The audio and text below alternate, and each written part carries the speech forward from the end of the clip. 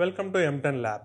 ఇవాళ మనం ఇండియా దగ్గర ఉన్న ఫైటర్ జెట్స్, వరల్డ్లో అడ్వాన్స్డ్ కంట్రీస్ అయిన అమెరికా, చైనా అండ్ ఇంకొన్ని దేశాల యొక్క ఫైటర్ జెట్స్ గురించి తెలుసుకుందాం. 2040లో వార్ జోన్ ఇమాజిన్ చేసుకోండి.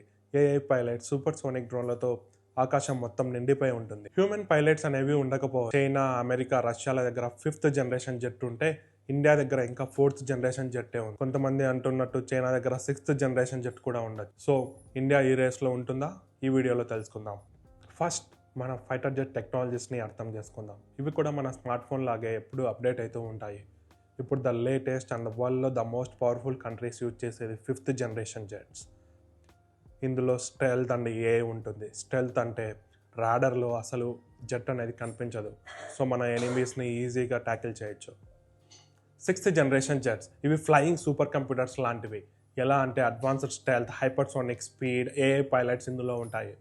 కొంతమంది అంటున్నారు చైనా ఆల్రెడీ ఇలాంటి జెట్స్ని design చేసేసిందని.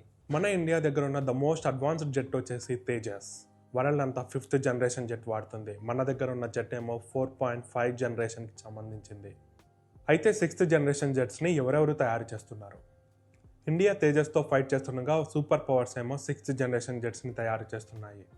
American NG-AD, Europe FCAS, UK, Japan ఇట్లా GCAP ఈ రేస్లో ముందున్నాయి. ఇలా స్పీడ్గా ఫ్లై చేసి డ్రోన్ ఆర్మీస్ని నియంత్రించే జెట్స్ అనమాట ఇవన్నీ. Why India is not in this competition? First and foremost thing is the engine. జెట్కి ఇంజన్ అనేది చాలా ఇంపార్టెంట్, ఒక హార్ట్ లాగా అనమాట. ఇండియాకి ఇప్పటిదాకా ఓన్గా ఇంజన్ లేదు.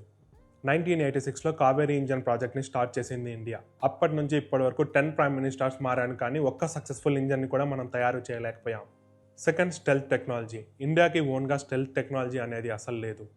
ఇప్పుడున్న అడ్వాన్స్డ్ కంట్రీస్ అన్నిటి దగ్గర స్టెల్త్ టెక్నాలజీ ఉంది. స్టెల్త్ టెక్నాలజీ పైన ఉన్న ఒక్క ప్రాజెక్ట్ AMAC, ఇది ఇంకా పేపర్స్ పైనే ఉంది. Third, slow production and manufacturing. China 5 ఇయర్స్లో 500 జెట్స్ తయారు చేస్తే ఇండియా 10 ఇయర్స్లో 100 జెట్స్ మాత్రమే తయారు చేసింది. అయితే ఇండియా 6th జనరేషన్ జెట్స్ని తయారు చేయగలదా? ఐ బిలీవ్ ఇండియా ఖచ్చితంగా 6th జనరేషన్ జెట్స్ని తయారు చేస్తుంది. కానీ మనం ఇప్పటి వరకు 6th జనరేషన్ జెట్స్ని తయారు చేసే ఒక్క కంపెనీతో కానీ ఒక కంట్రీతో కానీ ఇప్పటి వరకు టైఅప్ అనేది లేదు. మన దగ్గరికి వచ్చిన ఆపర్చునిటీస్ కూడా నో చెప్పాము. Kaveri engine project and stealth technology పైన ఎవ్రీ బడ్జెట్లో సపరేట్ ఇన్వెస్ట్మెంట్స్ చేయాలి.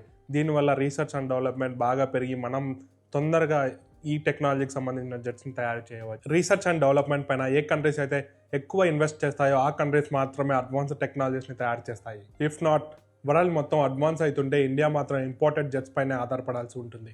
ఇవన్నీ ఎందుకంటే పవర్ ఓన్లీ రెస్పెక్ట్స్ పవర్ అనమాట. I hope India would be more powerful and more peaceful. Like, share and subscribe M10.